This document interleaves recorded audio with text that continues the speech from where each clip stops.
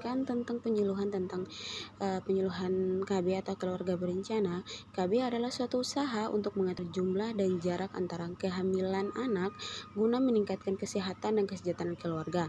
Manfaat dari KB: menghindari kehamilan risiko tinggi menurut angka kematian ibu dan bayi, meringankan beban ekonomi keluarga, membentuk keluarga bahagia sejahtera. Siapa sih yang boleh ber-KB? Pasangan usia subur, yaitu usia 15 sampai 49 tahun yang ingin menunda kehamilan, menjarakan kehamilan, entah mengakhiri kehamilan. Metode kontrasepsi merupakan syarat alat obat-obat yang digunakan untuk mencegah terjadinya kehamilan antara lain, yaitu metode laktasi, kondom, pil KB, KB suntik, implan atau susuk, IUD atau spiral, steril, metode MAL atau metode amenorrhea laktasi.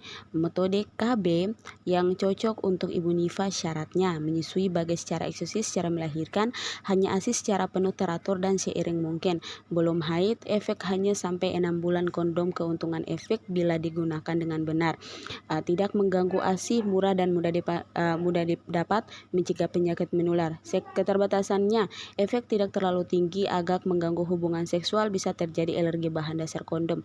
Pil KB, efek bila digunakan dengan benar, tidak mengganggu hubungan seksual, harus diminum setiap hari. Di situ terdapat dua macam, ya, pil kombinasi berisi dua hormon, yaitu estrogen dan progesteron, tidak untuk ibu menyusui. Contoh microquinone, micolon, dianen, yasmin dan lain-lain.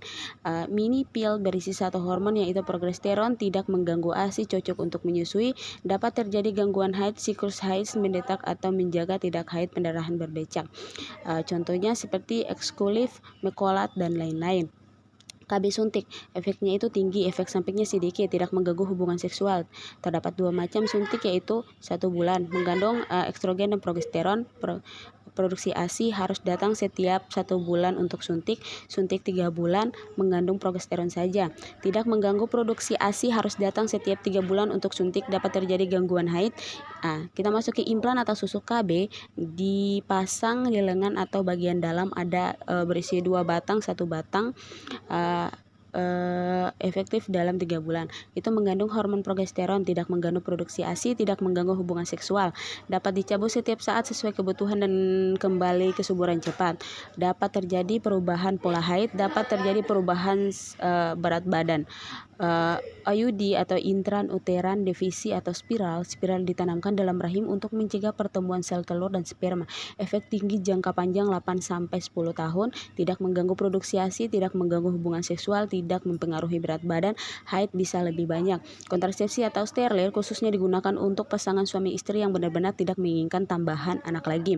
Dilakukan dengan cara perbedaan, bisa di bios lokal, harus dilakukan oleh dokter terlatih, sangat efektif dan bisa bersifat permanen, tidak ada efek samping, tidak ada perubahan fungsi seksual. Contohnya metode operatif wanita dan metode operasi pria. Itulah penyuluhan yang dapat saya jelaskan pada materi hari ini. Akhir kata dari saya ucapkan wabillahi taufiq wal hidayah. Wassalamualaikum warahmatullahi wabarakatuh.